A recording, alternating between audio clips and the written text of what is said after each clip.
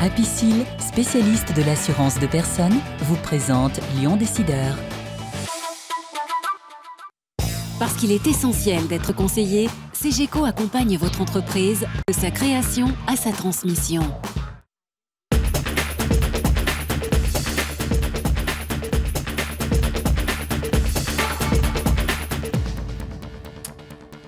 Bonjour, merci d'être fidèle au rendez-vous. Lyon, capitale des robots, du 23 au 25 mars à la Cité internationale. On en parle aujourd'hui avec l'initiateur du salon, Bruno Bonnel, président du syndicat des Français de la robotique de service. Au sommaire également, un nouveau changement d'actionnariat pour Gerflor, une acquisition importante pour Everial, un contrat stratégique pour Soitec, ainsi que les résultats de Holot et du Crédit Agricole Centre-Est. Encore un changement d'actionnaire majoritaire pour Gerflor, le spécialiste des sols et revêtements. Comme tous les 4 ou 5 ans, l'entreprise change de main et va passer de AXA Private Equity à la société d'investissement britannique Intermediate Capital Group. Coût de la transaction, près de 500 millions d'euros pour une entreprise qui a réalisé un chiffre d'affaires de 448 millions l'an dernier, en hausse de 20%, avec 2000 salariés, dont près de 700 dans la région lyonnaise et une belle rentabilité. Gerflor est un vrai joyau économique.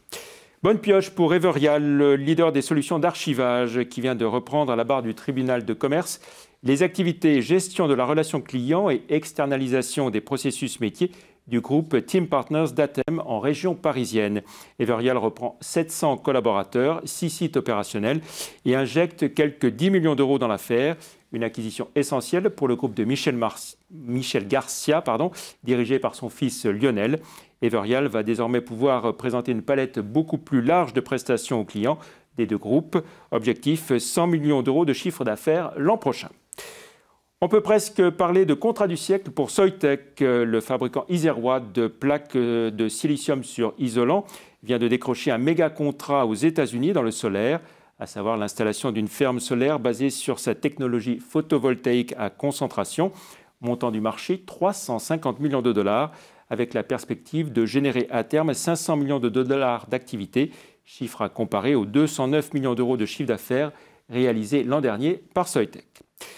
Nacelle élévatrice, Holot renoue avec la croissance après une année 2009 catastrophique. Sur les volumes, la hausse atteint quelques 30% et les pertes se réduisent, même si elles restent importantes. La dette baisse également. L'équilibre opérationnel est visé pour 2011. Activité soutenue pour le Crédit Agricole Centre-Est avec des encours de crédit en hausse de 7,4% et des encours de collecte qui montent de 6,5%. Côté PNB, le Prodinet bancaire, même avec des taux très bas, la Banque Verte affiche une hausse de 1,7% à 717 millions. Le bénéfice net se maintient à 233 millions, malgré de lourds investissements informatiques et une dizaine de millions de taxes supplémentaires. Pas de hausse d'impôts dans le Grand Lyon en 2011. Le président de la communauté urbaine, qui avait initialement prévu une hausse de la taxe d'habitation, a finalement fait machine arrière et renonce à son projet. Il pourrait même ne pas y avoir de hausse de la fiscalité locale jusqu'à la fin du mandat en 2014. Les explications de Gérard Collomb, recueillies par Sylvie Roland. Entreprises qui sont implantées sur Lyon et donc des recettes fiscales plus importantes. Nous n'avons plus besoin d'emprunter autant.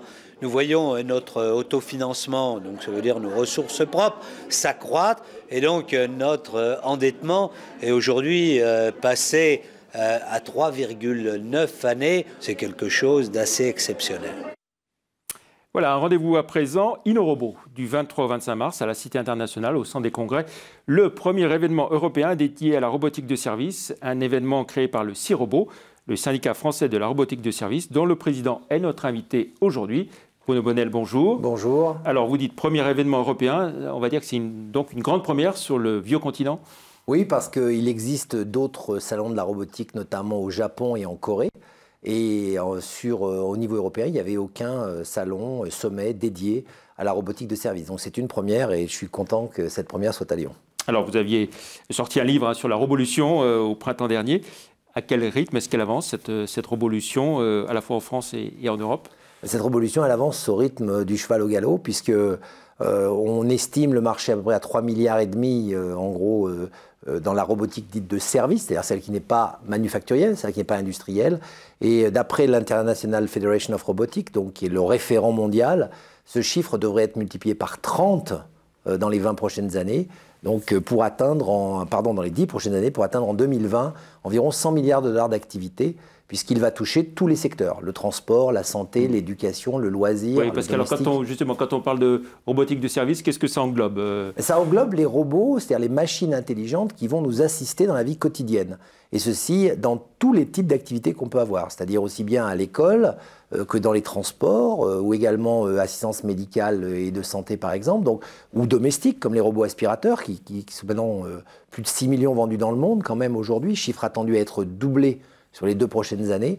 Donc je crois qu'on voit mal, un petit peu comme on disait l'Internet, on en mesurait peu les conséquences dans la vie quotidienne, ou le téléphone portable qui est devenu le smartphone.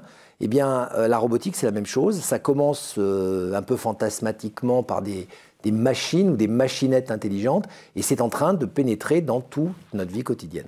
Alors, InnoRobot, on va en parler plus précisément maintenant. C'est un salon pour qui? Pour les entreprises, les professionnels, les universitaires, le grand public? À qui ça s'adresse? InnoRobot est un salon professionnel au départ, donc destiné aux professionnels du secteur, mais pas que du secteur, parce que la dernière chose qu'il faut savoir, c'est de penser que la robotique est dédiée aux roboticiens. Elle touche vraiment tous les secteurs d'activité, donc j'invite vraiment tous les industriels qui veulent la diversification, qui veulent réfléchir sur comment intégrer la robotique dans leur process à venir à InnoRobot. Mais nous avons voulu l'étendre aux laboratoires, à la recherche, aux écoles. C'est pour ça qu'InnoRobot est d'ailleurs ouvert gratuitement à tout ce qu'on appelle les académiques, c'est-à-dire les professeurs, les chercheurs et les étudiants d'écoles de commerce ou d'écoles d'ingénieurs. Ils sont invités à venir pour se confronter à ce monde qui sera le leur demain. Alors, qu'est-ce qu'on va voir à InnoRobot? Des robots, bien sûr, mais pas uniquement ça, des conférences, Le slogan de InnoRobot, c'est « Touch Innovation », ça veut dire toucher l'innovation. Il y a plus de 100 robots de service qui sont présentés. Il faut savoir que cette concentration est très rare. Même au dernier salon en Corée, il n'y avait pas 100 robots.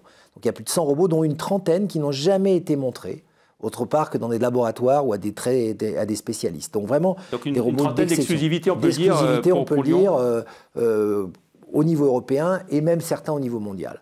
Et à côté de ça, il y a un cycle de conférences qui s'appelle RoboLift, dans lesquelles il y a des experts mondiaux qui viennent parler, qui viennent expliquer leur vision, soit des visions un peu verticales dans des technologies particulières, soit des visions vraiment périphériques et horizontales sur la manière dont va être bouleversé le monde dans les prochaines années. Donc c'est à la fois prospectif et également très rationnel. On n'est pas dans la science-fiction, c'est pas un salon du comic book, c'est vraiment un salon économique dans lequel également vont intervenir des spécialistes économiques pour la taille du marché, les segmentations de marché, avec l'invité d'honneur, la Corée, qui est un des pays principaux de la robotique aujourd'hui dans le monde. Quelle est la périodicité de ce salon? L'idée, c'est de faire un rendez-vous annuel? Alors, ce salon va avoir lieu chaque année. Il est prévu déjà pour 3 ans à Lyon. On verra son succès et j'espère qu'il continuera dans notre ville. Le plus important à se rappeler, c'est que ce salon va certainement se développer comme le métier, c'est-à-dire il va grossir assez vite. Il est pour le moment au centre des congrès et il peut encore se développer 70 stands, 100 robots.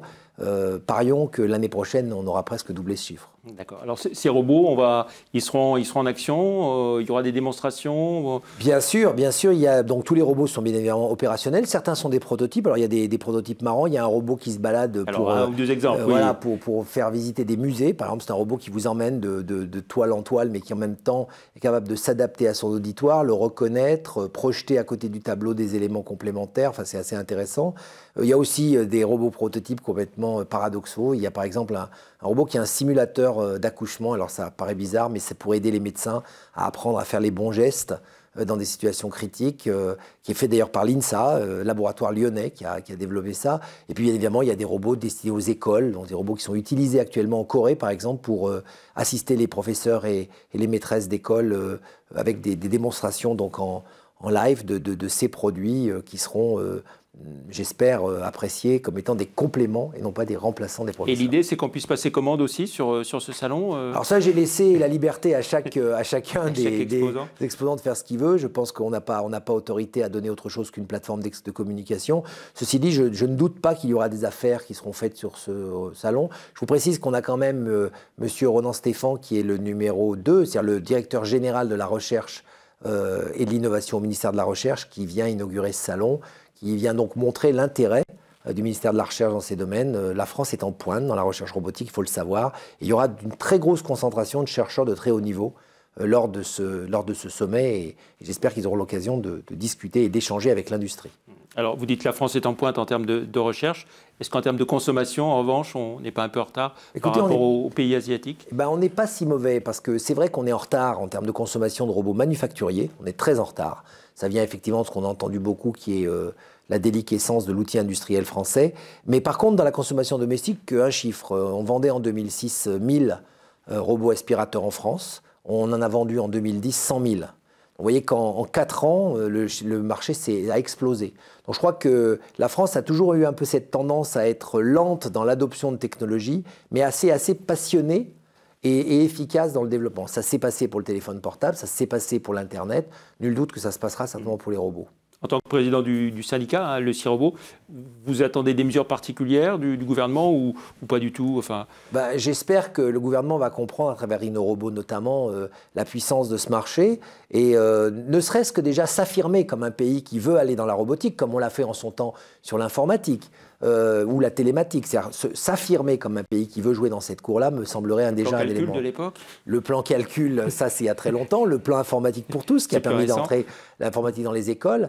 Mais je crois que ce qui est important, c'est de revenir non pas dans un vieux plan, mais déjà de s'affirmer pour que les forces qui existent, les OSEO par exemple, ou autres moyens de soutenir les PME, puissent se mobiliser autour d'un projet commun. En tout cas, la robotique, c'est une filière. Ce n'est pas que de la recherche, c'est aussi de l'industrie, c'est de la fabrication. Donc souhaitons que la région Rhône-Alpes en bénéficie. Très bien. Tout ça, donc, du 23 au 25 mars. Si on veut venir, donc, une adresse à votre site, www.inorobo.com, c'est ça? Voilà, et je rappelle que pour les étudiants et pour les académiques, c'est gratuit, donc qu'ils viennent et qu'ils viennent nombreux découvrir la robotique de service. Très bien. Rendez-vous à InnoRobot, donc du 23 au 25 mars. Merci beaucoup, Bruno Bonnel. Très bonne semaine. À mercredi prochain pour un autre Lyon Décideur. Au revoir.